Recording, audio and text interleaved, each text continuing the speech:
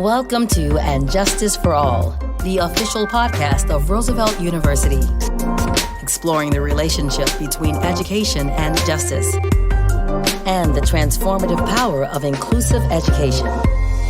Hosted by Roosevelt University President Ali Malekzadeh.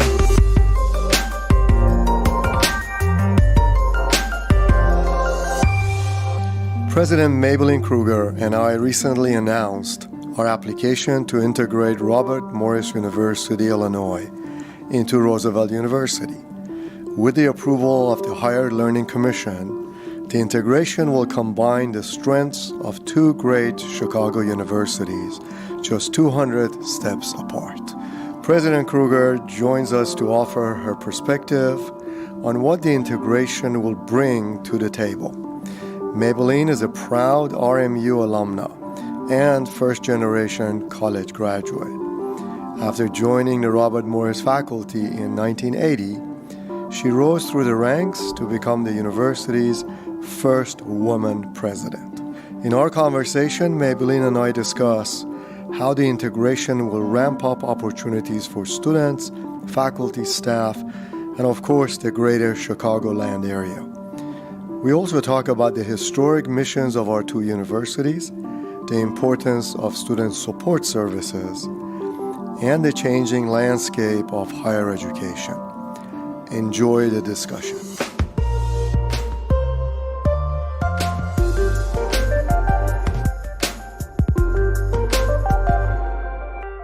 President Krueger, thank you so much for joining me today. As we have announced recently, our two universities will be integrated, which is great news for me, and I'm extremely excited about this. So let's chat today about our integration and what our mutual plans are from your perspective. So welcome. Thank you, President Ali. It is an absolute pleasure to be here and to talk with the greater Roosevelt community about our integration that we have planned. Okay. And why don't we switch to first names? I call you Mablene, and you call great. me Al. Al. No. Okay, Al. All right. Now, this integration brings two great universities together in the Chicagoland. And as you and I started talking about this almost a year ago, our thinking has evolved. And, just for the benefit of our listeners, give me your perception about this integration and what it brings to the table.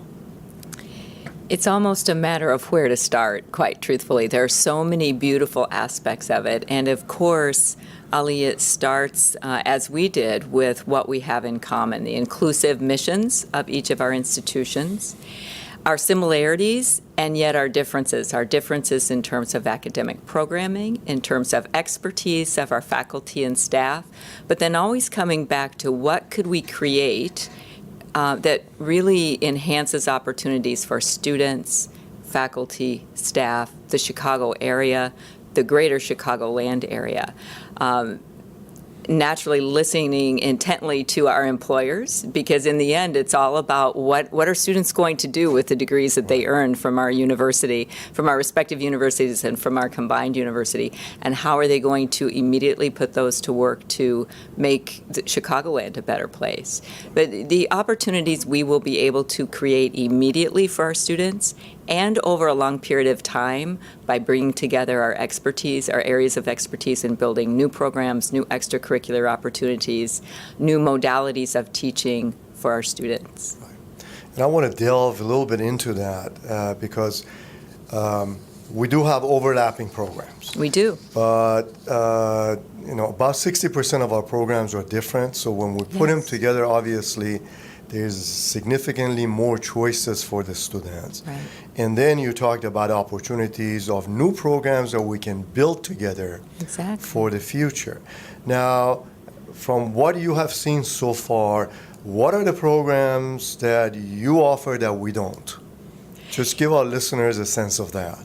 I would be happy to, and I will leave one out probably, but it begins with levels of degrees. We offer associate degrees for students who need an immediate path to the workplace. Sometimes that associate degree may have licensure attached. For example, surgical technology has a particular accreditation level at that degree level, so they can immediately go to work while they're continuing to pursue a bachelor's and or master's degree after that.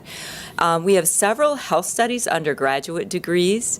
That is, of course, a growing field for higher education, and just an insatiable need in the Chicago area as well. Some of those programs are surgical technology, which I mentioned, nursing, multi-skilled healthcare technology, to name a few. We also have a robust culinary program, a graphic design program, a fitness and exercise program at both the undergraduate and graduate level. So while we do have business and accounting, which Roosevelt University has as well, some graduate degrees that are similar, bringing those together and giving our students opportunity for Robert Morris students to continue their education in perhaps a liberal arts field that they haven't had an opportunity to do at Robert Morris, or education, which is not something that Robert Morris has been able to offer. And Roosevelt University students, well, Ali, you and I were at an open student forum, one at Robert Morris and one at Roosevelt, where we heard from students. We heard a Roosevelt University student say, I love Roosevelt, but I now know I want to be a nurse, and I was really facing the decision of having to leave, and now I'm glad that I won't have to do that. And at Robert Morris, a surgical technology student who said, I really want to eventually go to med school, so I want to do my senior year, get a bachelor's in perhaps chemistry. I couldn't do that at Robert Morris. So the students are saying it almost better than we are as well. And you mentioned culinary arts program. I am really looking forward to the quality of the desserts and our programs increasing because of your students working in culinary arts, and for us to see the results of that. So. Thank you for bringing that up. And I would say as well that each of our programs showcasing what they do is just paramount to everything we do at Robert Morris, that experiential learning and showing the community what that looks like. And culinary, I often say, is the front porch of experiential learning. It's so visual, and everybody loves food. And I will tell you, all of our students are awesome students. Culinary students are visible, very involved in the university, and they're our best friends. Everybody wants to be on the assessment committee for culinary. Now, obviously this all depends on the success of this integration. It depends on an amazing quality and experience of your team and our team working together. And as we speak, I know 34 teams and task forces are trying to integrate our programs. But, our listeners don't know who you are. Oh. So why don't we start with that story as well? Tell us who you are, where you're from, how did you end up at RMU? Sure. And also being the first woman president of that university. So tell us who you are. That's a lot of pressure, but thank you for that opportunity. Yes, so I am a native Illinois person, grew up in a very rural part of the state, in an area where the only people I knew who had college degrees were my teachers. They were wonderful role models, and I decided upon graduating high school in a class of 48 people that I would attend Robert Morris College. At the time, we trained secretaries, so that's what I did, which might tell our listeners a little bit about my age as well. I went to school for a year, and I've worked full-time since I was 18 and a half years old. I went back to Robert Morris after working a few years at IBM Corporation to teach shorthand, and pursued earning my associate, bachelor's, eventually master's, and an IT certificate after that, all while working full-time, much like many of Roosevelt students do, many Robert Morris students do that as well. I think sometimes that makes me maybe a little less patient, because I know it's hard, but I also know you can do it. It's doable. Right. So I was the first in my family to attend college. the first to graduate college. It's actually the first in my family to graduate high school. Many of my siblings have now followed suit. And I say that because that's very important to me, that we continue to make sure that we are offering the services that first-generation students need, because I believe that whatever we do with a first-generation student in mind helps every single student. Every student is vulnerable in one way or another. So if we keep our focus around, okay, students who really aren't used to navigating in this higher ed space, who are looking to find people who look like them or have something in common with them, every student needs that. So this is very important to me. I have now been at Robert Morris, first as a student and now as an employee. I've been employed by Robert Morris since 1980, and it's been a really great place to be. I don't think I was born at 1980. Yeah, you probably weren't, no. Yes. But the reason that I've stayed is because of change, because Robert Morris's legacy is listening to what employers need and then creating or refining the academic programs around that career focus for our students. So it's always been an area, just a fun area of growth. I've always had the luxury, and this will not change once I am an employee of Roosevelt University. I've always had the luxury, quite frankly, of working with people who have been extremely student-centered and who have forced me personally to maybe take a risk in my career that I might not have otherwise, because they saw something in me that maybe I didn't see in myself. And that's what Roosevelt does for its students. That's what Robert Morris does for its students. I think that you mentioned this, but the fact that your personal values matched with Robert Morris's legacy and mission statement and so forth is allowed you to go up the ranks, become the president, and also be able to look back and make sure the same opportunities are available, and especially for first generation working adult students. Absolutely, at your university. And I'm really looking forward to integrate those values into Roosevelt's legacy as well. Thank you. I am also, and it starts, Ali, because those values are already there at both of our institutions. So how can we make sure we nurture those that we know are important, and how can we make sure that we collectively are just ensuring that kind of, no student is left unadvised, or students need to know what all their options are. And together, when we come together, they'll have more options than they have today. And that's what this is all about. As you know, I have worked in 3 very large state universities that you had a hard time identifying students by names.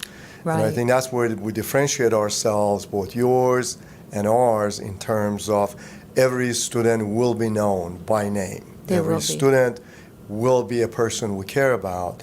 And I think you mentioned this as well, and I have mentioned it, that we try to surround every student with a team of experts. Yes. From peers to advisors to, if their parents are available and they're younger, and of course our faculty, to make sure that one student succeeds. If she succeeds, then everything else will be okay. Right. Their family will be okay. That's right. The university will be okay, and that legacy of successful alumni is what makes any university successful in long term. Education truly changes generations after that educated person, right? That's what it's all about. And I'm glad you brought up what happens in the classroom, but also what happens outside the classroom. Naturally, hiring and keeping the right faculty is key, and we both have excellent sets of faculty. In addition to that, everything we do outside the classroom at Robert Morris and at Roosevelt plays an integral part as well.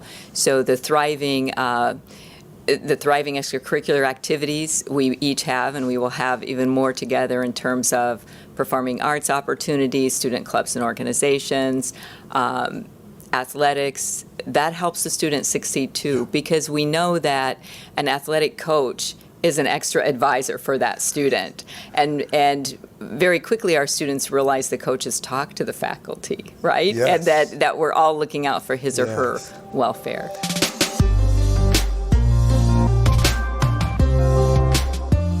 You're listening to And Justice for All, the official podcast of Roosevelt University.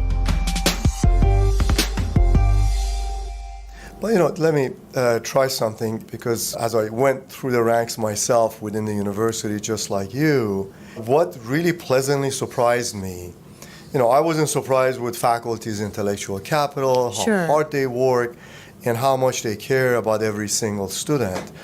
But what also surprised me as well was the incredible expertise of the staff of the university.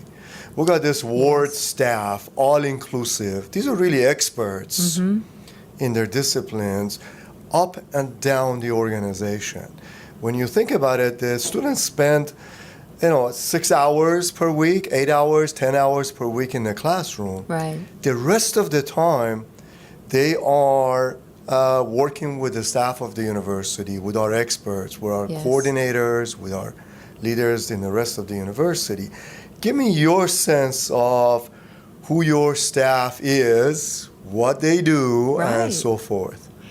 I think expert is exactly the right term to use, because we each have selected our non-faculty staff and our specialists to work with our students because it's what they want to do and they specialize in that area. So at Robert Morris, each student has naturally an admissions counselor when they walk in the door who helps him or her see their options and gets them to their first term. We have a team of academic advisors who work with 150 to 200 students, and their full-time job is academic advising. These are non-teaching folks whose responsibility it is to make sure that the student is getting the proper advice to graduate on time. And should that student have any obstacles along the way, that academic advisor is often the first one who gets notified by the student and can help troubleshoot those areas of concern. If a student does have a little trouble, then the academic advisor works with the student to recreate that academic plan. So that academic advisor's responsibility is, again, helping that student get to graduation, which starts by helping them get through the first term, the second term, the third term, over the summer, etc. In addition to that, naturally, we have a large number of athletic coaches, performing arts coaches, because about half of our students do participate in an extracurricular activity. So they work very closely with the student, not only in their sport or their art, so to speak, but also with making sure they're on track academically. Those are a few of the areas that come to mind.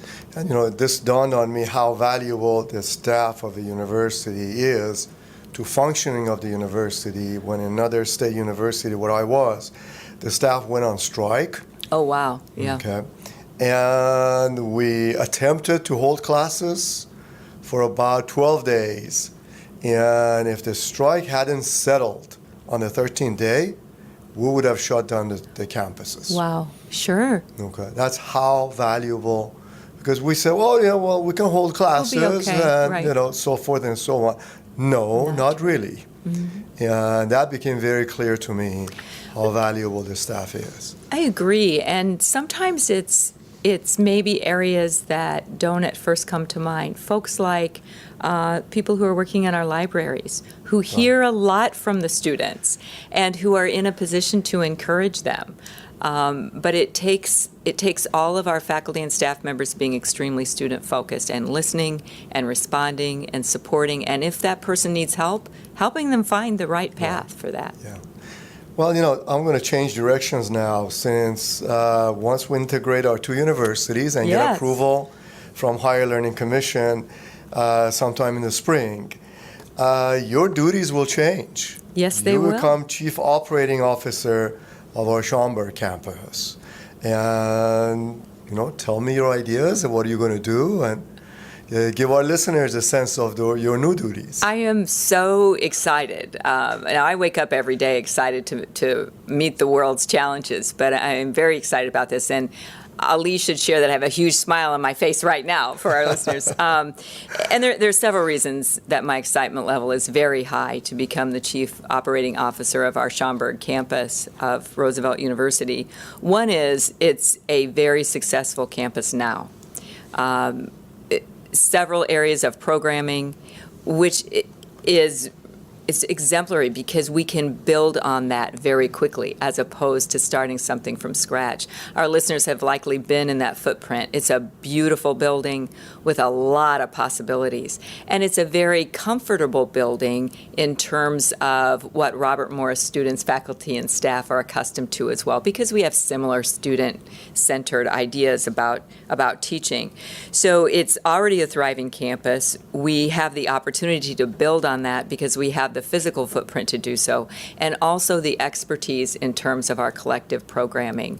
That area in the northwest suburbs continues to grow. In Schaumburg alone, I believe there are more than 15 employers who have more than 350 employees. Correct. There's so many awesome opportunities to collaborate in an even bigger way with the large employers, the Small Business Association. There are 10 public high schools, I believe, within 5 miles of that physical location. Continue the work that's already been started there, but ramp it up. Multiple community colleges. And it's an area, as we know, being, I think, within, 10 miles of O'Hare, that can be a bit transient as well. So lots of movement, people coming in and out.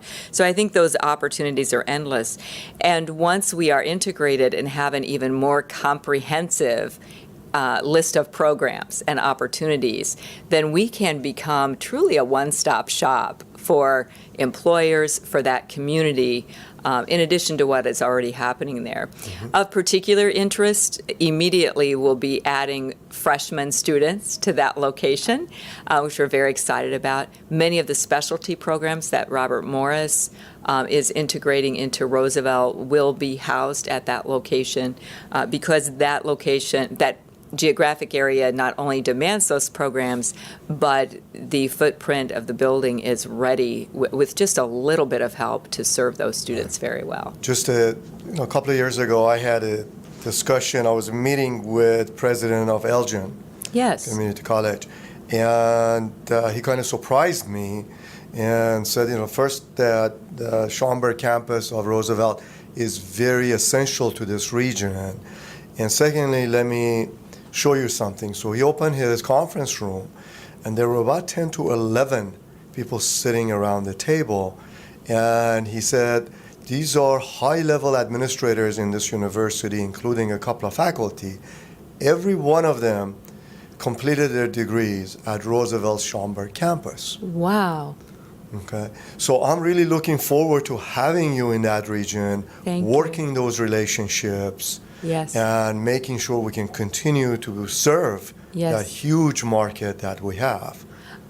Yes, continuing is the key word because there's so much happening already. So taking it to the next level once we have our programs together at one location and quite frankly, the luxury of being able to pool our resources to be able to do that. It's really exciting.